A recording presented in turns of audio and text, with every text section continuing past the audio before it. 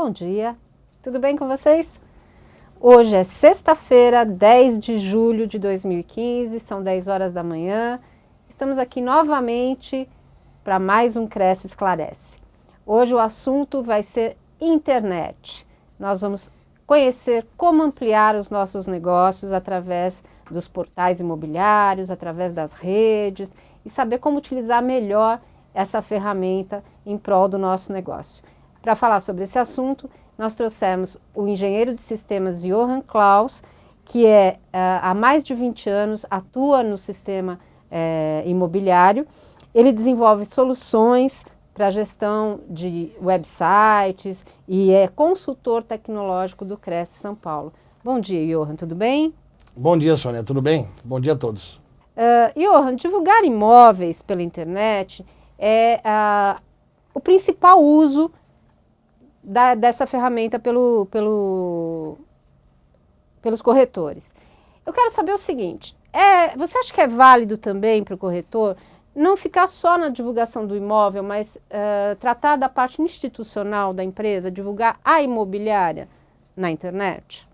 Olha, Sônia, eu acho que sim. Como todo comércio, todo negócio, quem não é visto não é lembrado. Então, o fortalecimento da marca da imobiliária é assim importante. Imagine que quando um determinado cliente tem na cabeça aquela imobiliária, quando ele pensar em comprar imóvel, obviamente ele vai na internet procurar aquele nome que fixou na cabeça dele através de outras peças publicitárias, outdoors, anúncio em revistas, em jornais. Eu acho muito importante, sim, o anúncio, o fortalecimento da marca da empresa. Quanto mais ele tiver claro, né, a marca da empresa, ele vai lembrar dessa empresa na hora de procurar um imóvel, né? E agora, e para o corretor autônomo? Como é que ele pode utilizar a rede em benefício dos seus clientes, para divulgar os seus imóveis? É viável para o autônomo também? Eu não diria viável, eu diria essencial, porque uma imobiliária ainda tem a fachada, enfim, está estabelecida, tem essa coisa da marca, instituição, fortalecimento. O corretor autônomo muitas vezes não. A maioria das vezes ele tem que ir atrás do cliente, da captação do imóvel.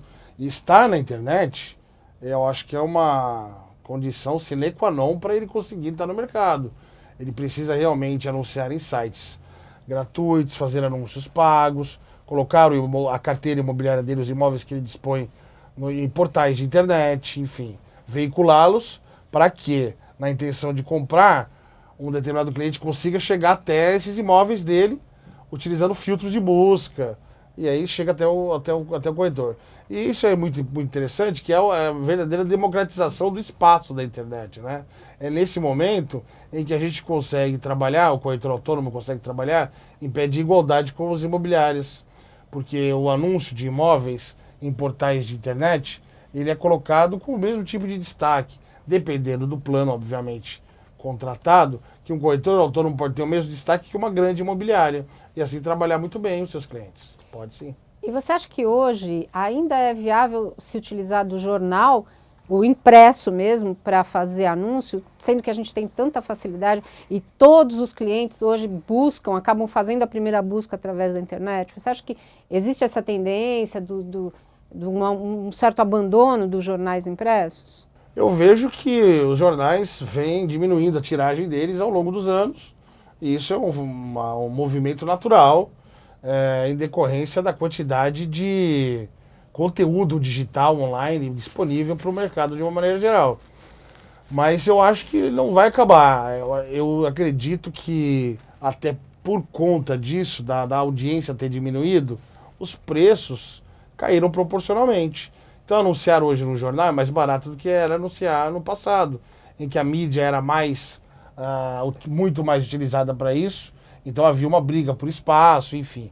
E hoje isso já não existe mais. E dependendo do segmento, do que você está anunciando, é muito legal você eventualmente anunciar no jornal impresso também, em revistas, enfim. Um exemplo que eu costumo citar, imagina que o corretor tenha um imóvel disponível próximo a uma estação de metrô. E ele além de utilizar, obviamente, os meios de divulgação de internet, de portais, existem jornais que circulam no metrô. Anunciar esse imóvel nesse jornal, você não acha que é atacar o público-alvo de uma maneira mais eficiente? Com certeza, né? Ele vai estar bem mais próximo dos clientes dele, né? Que estão ali nos arredores, na vizinhança, né? Do próprio imóvel, né? E com relação ao pós-venda, você acha que o corretor ele está habituado a utilizar a internet para fazer o pós-venda? Ainda é pouco utilizado? Poderia ser mais utilizado? Como é que você aconselha o corretor a fazer o pós-venda pela internet? É uma pergunta muito interessante, Sônia. E a resposta mais interessante ainda. O corretor não faz pós-venda, nem na internet, nem fora dela. Você acha que ele não tem esse hábito? Não tem. A cultura precisa ser estabelecida antes. Que é aquela cultura de que o cliente não compra uma vez só. Ele compra imóvel, talvez ele seja o único imóvel que ele vai comprar. Mas a indicação, ele ter passado por um bom trabalho, uma boa assessoria, vai fazer com que ele te indique mais para frente para um familiar, para um amigo. Mas essa cultura do pós-venda, ela não está estabelecida no mercado imobiliário. É difícil o corretor que faz isso. E os corretores que fazem, Sônia, contam para mim e contam para todos que tem muito sucesso com isso. É muito importante ele fazer o pós-venda. E sim, pós-venda na internet é também mais simples até de ser feito do que o pós-venda que deveria ser feito, que era feito até então. Então, um e-mail para lembrá-lo no dia do aniversário dele, enfim, algumas coisas simples. Logo depois que você vendeu a unidade, uma dica, enviar um e-mail para o cliente para saber se ele está contente com o imóvel, se ele já está precisando de alguma coisa. É muito interessante. Tem várias maneiras de você estar presente na vida do cliente, que não só no momento da venda. E você estando assim, se fazendo presente, fazendo um pós-venda eficiente, você vai ser lembrado e com certeza vai vender mais. Você acha que o brasileiro, no geral, não só o corretor, mas quem trabalha com vendas no geral, não tem esse hábito de fazer esse contato posterior ao negócio? Sônia, não tem, e digo mais ainda, infelizmente. A profissão de vendas no Brasil, de uma maneira geral, corretores, vendedores, foi durante muito tempo marginalizada. Quer dizer, aquela pessoa que deu errado em tudo vai ser vendedor. Mas não é assim. A venda, eu, por exemplo, me orgulho de ser vendedor. Eu adoro o que eu faço. E as pessoas começaram a valorizar a profissão de vender imóvel, que seja qualquer tipo de venda, de um tempo para cá. O que já é valorizado há muito tempo em países de primeiro mundo. Quer dizer, existem formações específicas, aprimoramentos para o vendedor. Então, essa cultura de venda, essa gestão do conhecimento do que é vender, está acontecendo agora no Brasil, né? Profissões de vendedor eram antes bem marginalizadas e hoje em dia a gente vê que nós não vivemos, né, sem os vendedores, enfim. E é muito legal vender e é gostoso. Os corretores que estão me ouvindo, que gostam de vender, sabem do que eu estou falando. Aquela sensação de fechar negócio não tem preço que pague. Em termos de equipamento, né, vamos falar um pouquinho do que o corretor precisa contratar, precisa adquirir para ter uma internet satisfatória, para fazer os anúncios, para poder trabalhar com um portal imobiliário. Existe alguma configuração, algum tipo de equipamento que você aconselharia para o corretor, principalmente o autônomo, né? Porque quem trabalha numa imobiliária já tem a infraestrutura disponível ali da imobiliária, mas quem é autônomo às vezes precisa de uma orientação um pouco mais detalhada, né? O que você orientaria em termos de equipamento para esse corretor que é autônomo? Velocidade da internet, o que é importante ele contratar? Hoje em dia a coisa está muito mais fácil, mais simples, né, Sônia? Além de estar muito barato o equipamento de informática, de uma maneira geral. Mas o que ele precisa ter basicamente é um celular que tenha uma boa câmera, não é? Então os modelos de mercado da Samsung, da Apple, são modelos que atendem totalmente, né, o corretor. E eu recomendaria que ele tivesse um laptop. Um laptop, mas cuidado na hora de comprar um laptop com o peso dele, viu? Às vezes você pega um laptop no momento de experimentar ele no comércio, onde está sendo vendido, ele pesa pouco. Mas o pouco torna-se muito quando você tem que carregar ele o dia inteiro. Então eu recomendo laptops de até 1 quilo, que eu acho que é o peso ideal para que você consiga transportá-lo para cima e para baixo e não se cansar em demasia. Se for mais leve ainda, melhor. Mas eu acho que também ele tem que ter uma boa área de visualização. Porque é muito legal você trabalhar com o celular, você poder utilizar a portabilidade que o celular te dá. Que esse é o benefício de se usar o celular. Porém, o celular, a meu ver, particularmente falando, ele te limita muito a área de trabalho, a visualização, o tamanho do que você está fazendo. A tela é reduzida, né, em relação ao computador. E não fica confortável realmente você digitar textos que sejam longos no celular. Então você precisa realmente de uma máquina maior. Então um laptop com uma tela grande, esses laptops que são aqueles sub-notebooks, eu também não recomendo. Eles são lentos, não são bons para trabalho. Então eu recomendaria um laptop com uma tela de pelo menos 14 polegadas, né, e que fosse de até 1 quilo. E com a bateria de alta duração. Quanto mais durar a bateria, melhor. Então você com certeza vai passar pela experiência de estar com a bateria fraca do laptop nos piores momentos. Então ter até... No momento que a gente vai apresentar o imóvel para o cliente, né? É sempre assim. E ter uma bateria adicional também até é uma opção a ser considerada, sempre mantê-la carregada. É isso. E em termos de velocidade de internet, o que você aconselharia? É uma coisa também que a oferta dela está muito legal, né, de velocidade de internet. Hoje não é tão caro, né, para se contratar uma internet. Muito barato e as velocidades são boas, né? Eu recomendaria a partir de 1 mega, você consegue trabalhar muitíssimo bem. 1 mega de internet, veja, é até inferior ao que normalmente os 3G, as velocidades 3G de celulares, conseguem oferecer. Um corretor consegue trabalhar muitíssimo bem com uma internet roteada através do aparelho celular dele. Rotear a internet é compartilhar. Então, muitas vezes eles têm o laptop e estão utilizando a internet que o próprio aparelho celular dele está provendo. Agora, muito importante, junto às operadoras, contratar pacotes de dados adequados. Porque se você utiliza muito a internet no celular, cuidado. Pacotes de dados pequenos não dá para nada. Aquele pacote de 1 giga não dá para nada. Não dá para trabalhar o mês inteiro. É muito pouco. Operadoras agora estão oferecendo pacotes a partir de 4, 6, 10 gigas. Aí você começa a conseguir trabalhar de uma maneira interessante. Porque o corretor envia muita foto, eventualmente vídeos dos imóveis. Então ele precisa de uma internet robusta em termos de quantidade de tráfego de dados. Porque a velocidade é tranquilo. O 3G dá conta do recado. E também para postar os imóveis nos portais, né? Postar as fotos, os anúncios, né? Também precisa de uma velocidade, de uma internet bacana, né? Porque senão não vai, né? Quanto mais demorar para enviar o imóvel, mais tempo ele vai perder. E como o tempo é dinheiro, melhor que ele faça isso rapidamente. E em termos de imobiliária, vamos supor uma empresa já um pouco maior, com 10 corretores. Como é que ela pode trabalhar a rede de internet na sede dela? Isso é uma pergunta muito legal.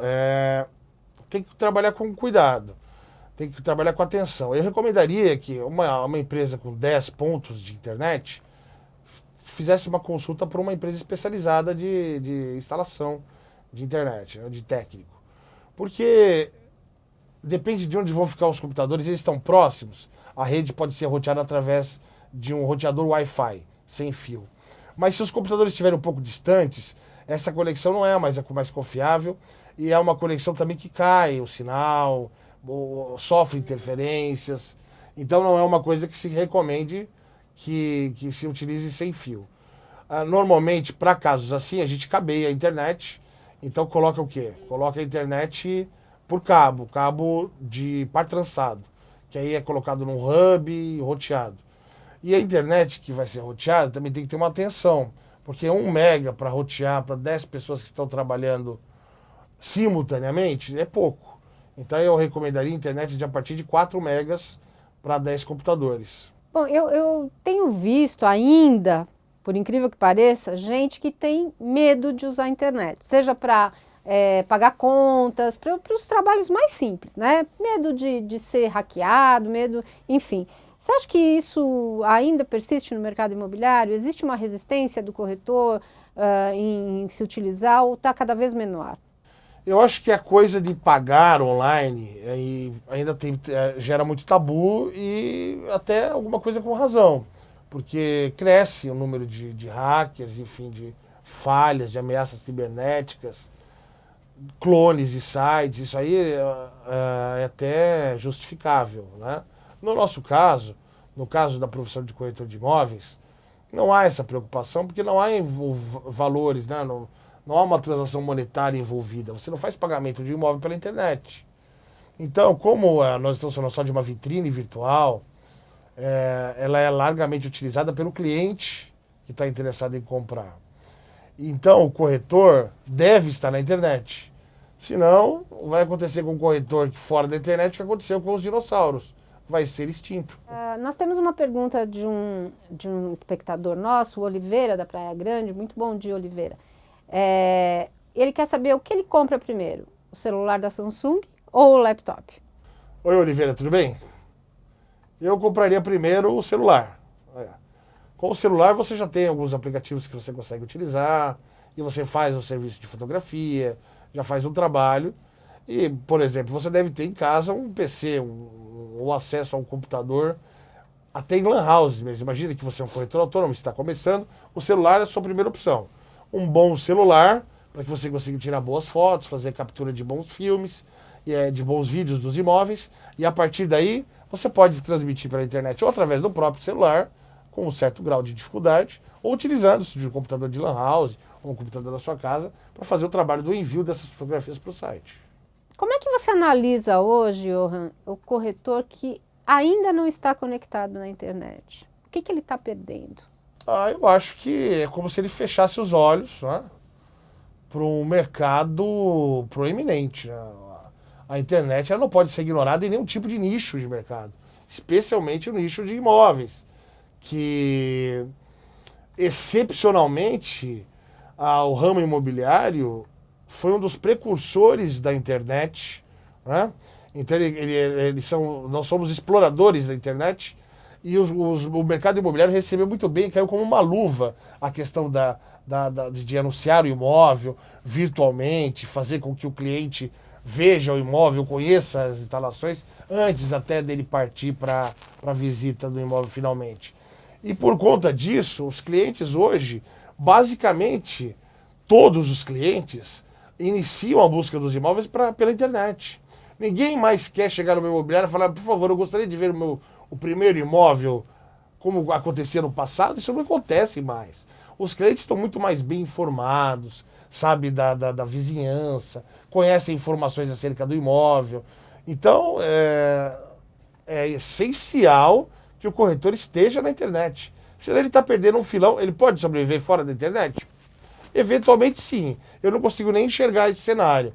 Mas eventualmente ele possa conhecer muita gente. E essas pessoas, se forem investidores e tiverem muita confiança nele, aí primeiro que ele é um cara de muita sorte. Né? É como ganhar um bilhete premiado da loteria. Segundo, esse pode ficar sem internet. Mas mesmo esse vai estar perdendo um filão de mercado interessante, Sônia. Existe alguma estatística de quantos clientes procuram um imóvel através da internet ou quantos se valem de outros meios? Você tem conhecimento disso, Johan? Existem pesquisas que apontam que acima de 90% dos clientes hoje usam a internet antes de efetuar uma venda, uma compra. Antigamente, esse índice há 3, 5 anos atrás era de 80% e menor na medida que a gente vai voltando no tempo. E você chegará próximo aos 100% em 5 anos, com certeza. Nós temos mais uma pergunta de uma internauta, a Mona Lisa Weber, de São Paulo. Muito bom dia também para você, Mona Lisa. E ela quer saber o seguinte, ela diz que ocorre com muita frequência que outros corretores respondam a anúncios online, se passando por clientes, na intenção de captar as opções que o corretor está trabalhando. Como evitar esse tipo de ocorrência? É inevitável. Não tem como evitar, infelizmente. Pela até liberdade, facilidade que a internet dá, a internet dá brechas a esse tipo de ação antiética. Né? O que existe é um código de ética e de conduta do CRESSE, que deveria ser respeitado por todos os colegas corretores. Né? Infelizmente não há o que fazer, não há muito o que fazer para se burlar esse tipo de prática. É lamentável ainda que existam corretores que se valham do trabalho de outros colegas para conseguir captar imóveis.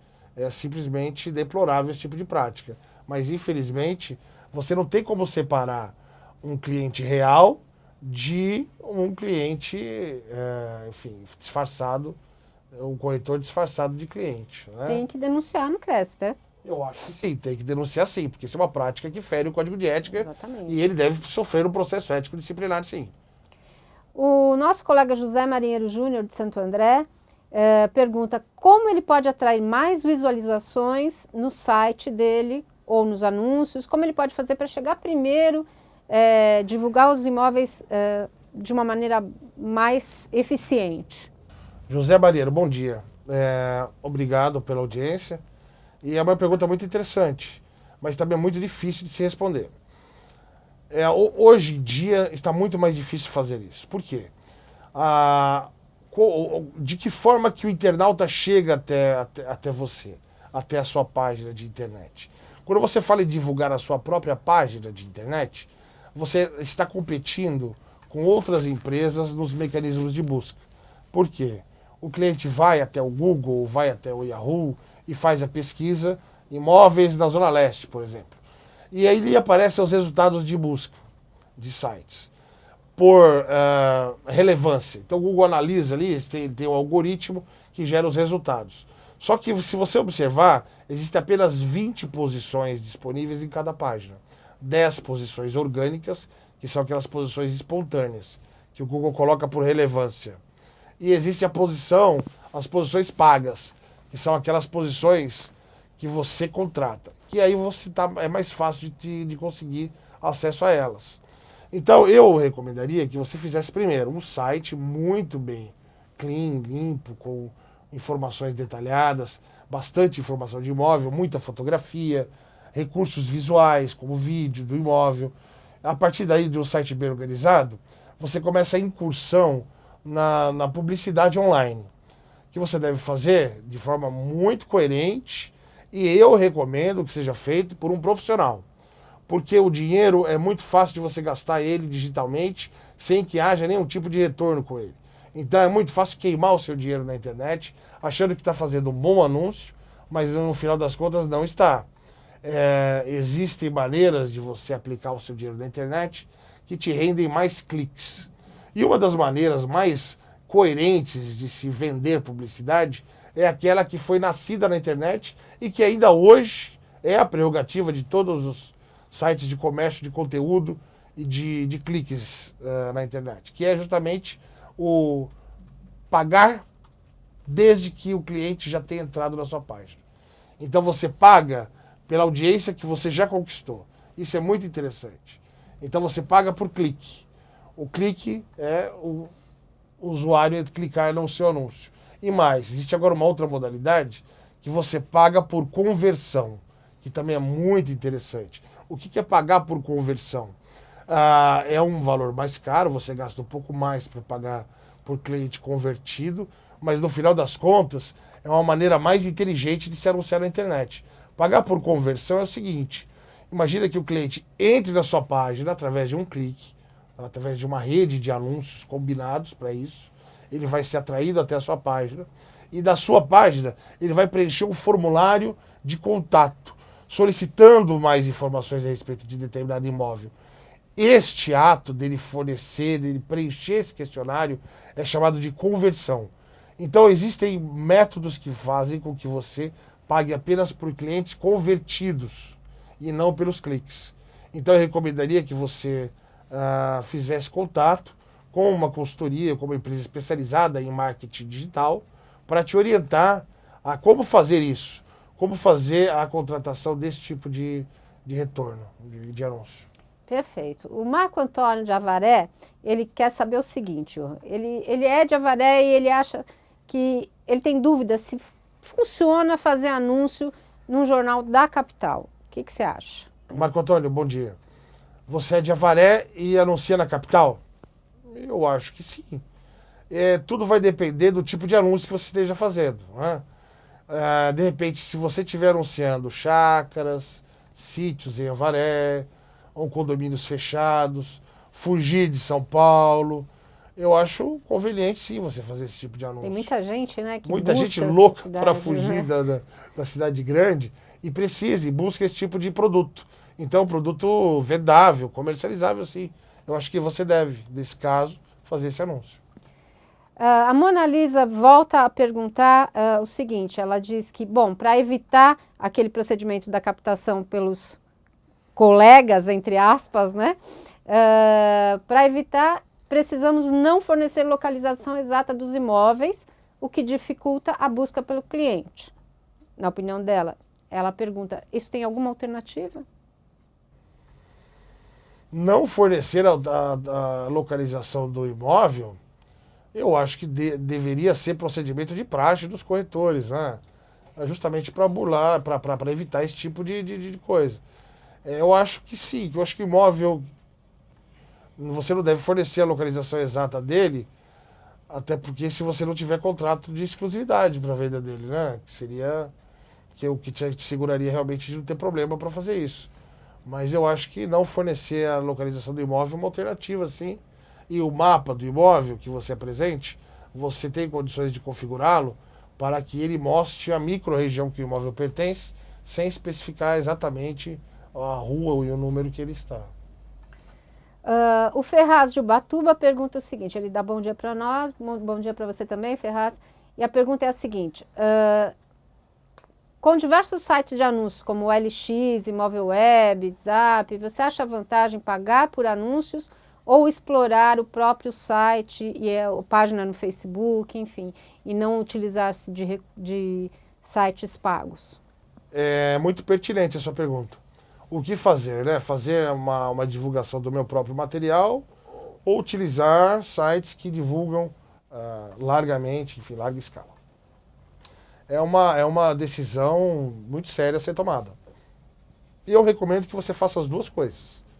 Eu acho que o nosso site tem que ser a vitrine da imobiliária, né? A nossa imagem institucional, muito bem aparado, bem projetado, com design limpo, de preferência com a identidade que identifique realmente a personalidade da imobiliária, como ela deve se apresentar para o mercado. Isso é importante, que o seu site tenha as cores da sua empresa e remeta à sua identidade visual assim que a pessoa entre nele. Agora a questão da divulgação desse site.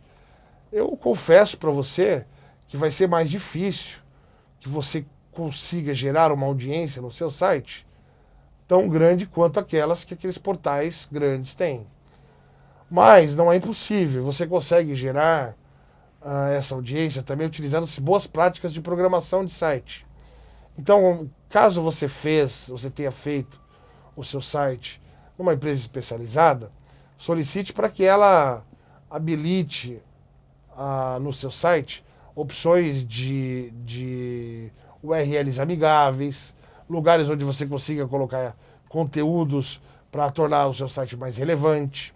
O que contribui demais também para as buscas e para que faça o seu site ser enxergado na internet é a questão da qualidade da descrição que você dá aos imóveis.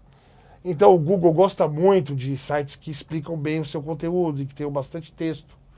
Então, ao explicar o imóvel, ao fazer o cadastro do imóvel, a região das observações, deve ser utilizado com bastante atenção. E isso é muito importante. A quantidade de texto que você coloca nela, a qualidade do texto. Uma boa dica é que também não haja erros de português. Porque imagina um cliente vendo ou lendo, um cliente que seja um pouco mais exigente, lendo um anúncio com erros de português. E a gente vê muito isso na internet. Então isso dá uma impressão de descaso.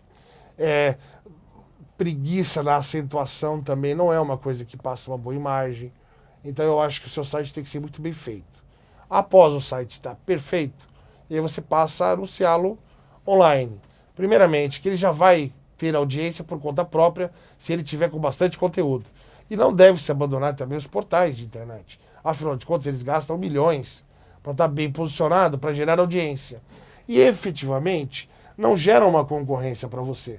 Porque o cliente que vai até o portal de internet, ele segmenta a busca dele.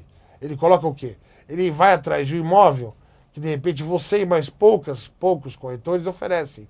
E te dá a oportunidade de fazer com que o seu imóvel seja visto. Gere audiência. Então eu recomendo que você faça as duas coisas com cautela e com profissionalismo. Sempre sendo assessorado por uma empresa de marketing digital ou que você se especialize nisso. Existem corretores que eu conheço que fazem sozinhos e têm sucesso. Outros usam empresa e também têm sucesso. Aí vai uma escolha sua. Um abraço. Perfeito, gente. Estamos chegando ao final do nosso programa. Eu quero agradecer a audiência de mais de 50 cidades que estão conectadas, além do pessoal do Rio de Janeiro também que está nos prestigiando hoje. Muito obrigada. Infelizmente não temos mais tempo, mas temos muitas perguntas ainda dos nossos colegas que estão nos vendo.